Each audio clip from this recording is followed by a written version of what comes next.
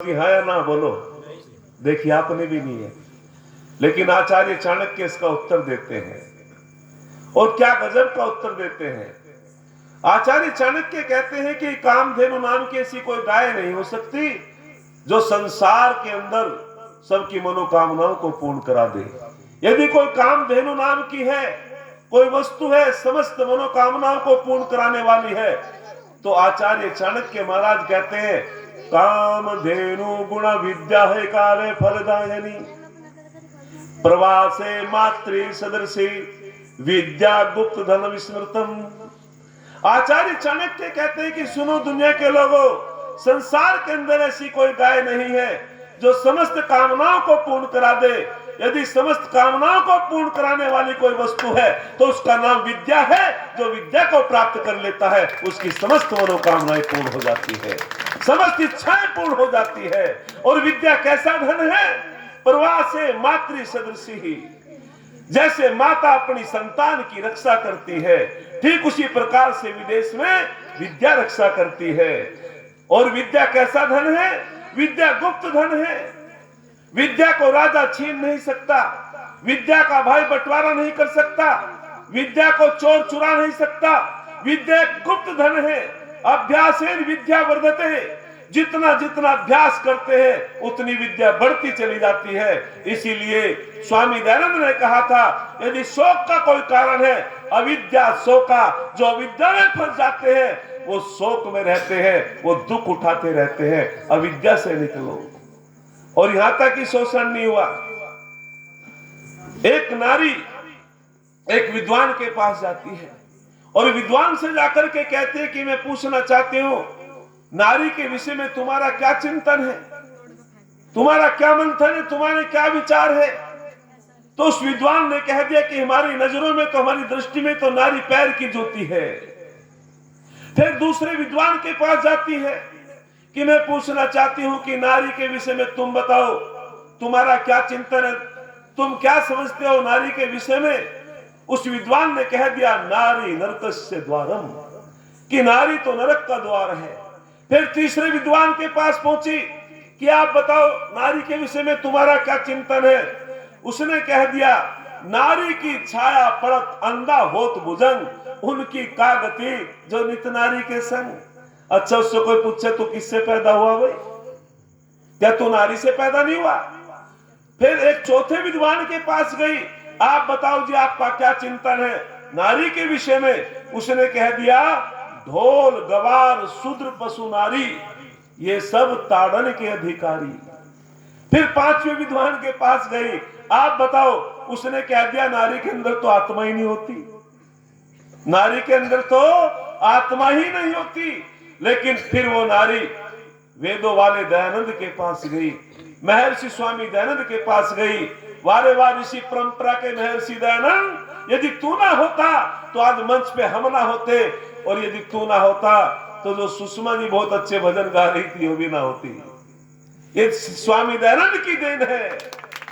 तो स्वामी दयानंद के पास गई वो नारी, और उस नारी ने क्या कहा, बिल्कुल कोई ना होती। तो स्वामी दयानंद ने क्या कहा कि सुनो, यत्र नार्यस्तु पूज्यन्ते रमन्ते तत्र देवता। वो कहते हैं कि जहां नारियों का सम्मान होता है वहां देवताओं का वास होता है, और जहां नारी का अपमान होता है वहां सब कुछ समाप्त हो जाता है, दुखों की वर्षा होती है। और ऋषि दयानंद कहते हैं कि पैर की जूती, नारी पैर की जूती नहीं होती, नारी तो सर की पगड़ी होती है। जैसे ब्रह्मा सृष्टि का निर्माण करता है, ठीक उसी प्रकार से नारी समाज का निर्माण करती है, समाज का निर्माण करती है, इसीलिए ब्रह्मा होती है। फिर स्वामी जी से पूछा गया क्या सारी नारी ब्रह्मा होती है, क्या सारी की सारी नारी ब्रह्मा होती है? याद रखना। तो स्वामी जी कहते हैं कि बात तो आपने बिल्कुल सही कही है, लेकिन वे कहते हैं जिसके अंदर ये लक्षण होते हैं वो ब्रह्मा होती है। कौन कौन से लक्षण होते हैं? बड़े कमाल के उदाहरण देते हैं। एक शब्द आता है सुसमकासा, ये वेदों में नाम है जी नारियों की, सुसमकासा। तो स्वामी जी कह रहे हैं सु माने अच्छी प्रकार, सम माने भली प्रकार से, कासा माने चमकने वाली, जो अपने गुणों से, अपने चरित्र से, अपने सदाचार से, अपनी योग्यता से, अपने संस्कारों से कुल को चमका देती हो, वो ब्रह्मा बन जाती है, वो निर्माण कर देती है। सुसम कासा। एक नाम आता अदिति, जिसने अपने संकल्प को दृढ़ संकल्प ले लिया हो, जिसके संकल्प कमजोर ना हो, जिसने शिव संकल्प धारण कर लिया हो, जो अच्छे संस्कारों वाली है, जो अपने कुल और अपनी संतान का निर्माण करने वाली है, निश्चित रूपेण वो ब्रह्मा बन जाती है। और जिसका संकल्प कमजोर होता है वो ब्रह्मा नहीं होती भाई। और एक शब्द और सुना होगा, सरस्वती, ये वेदों के शब्द हैं। अच्छा, महर्षि दयानंद बोल दो, स्वामी श्रद्धानंद सरस्वती, एक नाम आता है सरस्वती। तो सरस्वती क्यों लगा इनके नाम के पीछे? तो कमाल की व्याख्या की गई है शास्त्रकारों ने। सरस्वती, अच्छा सरस्वती का वाहन क्या है बोलो? है जी, हंस। किसने बोला? ताली बजाओ इन बच्चों के नाम, बहुत बड़ी। सरस्वती का जो वाहन है वो हंस है। अच्छा क्यों?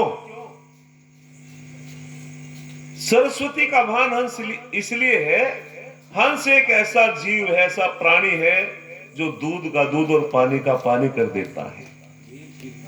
और जब उसके अंदर विवेक उत्पन्न हो जाता है, विवेक, मनुष्य के अंदर विवेक उत्पन्न हो जाता है, बिना विवेक के व्यक्ति को जड़ चेतन का पता नहीं होता। आपने एक उदाहरण देखा होगा, एक मदारी आता है, जो भ्राता जी कह रहे थे ना, शिक्षा क्या विद्या क्या, बहुत अंतर है। बहुत अच्छे तरीके से उन्होंने समझाया। शिक्षा क्या है, विद्या क्या है? तो शिक्षा में केवल सीख तो लेता है व्यक्ति, जो भौतिक आवश्यकताएं हैं, भौतिक आवश्यकताएं, रोटी कपड़ा मकान, उनके लिए जो उसने शिक्षा ली है या जो सीखा वो शिक्षा के अंतर्गत आता है। और विद्या के अंतर्गत क्या आता है? सा विद्या या विमुक्त, ये अर्थात जो समस्त दुखों से छुड़ाने वाली जो है उसको विद्या कहते हैं। आत्मा की उन्नति कराने वाली उसको विद्या कहते हैं। आत्मा परमात्मा का विलय कराने वाली बोलो उसको विद्या कहते हैं। उसका नाम विद्या होता है। बहुत अच्छी परिभाषा दे रहे थे भ्राता जी, गीत बहुत सारगर्भित गीत था इनका। तो मैं आपके बीच में बता रहा हूं कि जब तक विवेक उत्पन्न नहीं होता, व्यक्ति को पता नहीं होता जड़ क्या है, चेतन क्या है। एक मदारी आता है, बंदर को लाता है, बंदर को उसने शिक्षित कर रखा है, और कितना कमाल का शिक्षित कर रखा है। वो मदारी कहता है बंदर से, बोलो जब तेरी पत्नी उठेगी कैसे मनाएगा, ससुराल कैसे जाएगा? और वो ऐसी एक्टिंग करता है। गलत तो नहीं थी? ऐसे ही एक्टिंग करता है, लोग प्रभावित होते हैं, माता बहनें प्रभावित होती हैं और वस्त्र धन देते हैं खूब। लेकिन वो बंदर शिक्षित है, विद्वान नहीं, शिक्षित है, विद्वान नहीं है। उसको विवेक नहीं, उसको ये पता नहीं कि तेरे इस नृत्य से, तेरे इस नाटक से जो तू कार्य करता है, ये धन मिलता है, अन्न मिलता है, वस्त्र मिलते हैं। यदि बंदर को ये विवेक उत्पन्न हो जाए तो उसी दिन मदारी को छोड़ देगा और अपना ट्रेनिंग सेंटर अलग खोल लेगा। है जी? शिक्षित है लेकिन विद्वान नहीं है, विवेक नहीं उसके अंदर। तो इसीलिए सरस्वती, अरे जिसकी जिव्या पर विवेक रूपी ज्ञान का नृत्य करता हो वो सरस्वती होता है, उसकी वाणी सरस्वती होती है। जिसकी जिह्वा पर वेदानुकूल विशुद्ध ज्ञान नृत्य करता हो, सत्यम वे देवा अनृतम मनुष्य, जो केवल सत्य बोलता हो उसको सरस्वती की उपाधि मिलती है। तो मेरे दयानंद ने भी सत्य बोला इसलिए सरस्वती बन गया, दर्शनानंद ने भी सत्य बोला सरस्वती बन गया। हंस उसका इसलिए वाहन है सरस्वती का क्योंकि हंस दूध का दूध पानी का पानी कर देता है, और जो दूध का दूध पानी का पानी कर देता है, जिसके अंदर विवेक होता है, निश्चित रूप में उसका वो वाहन होता है।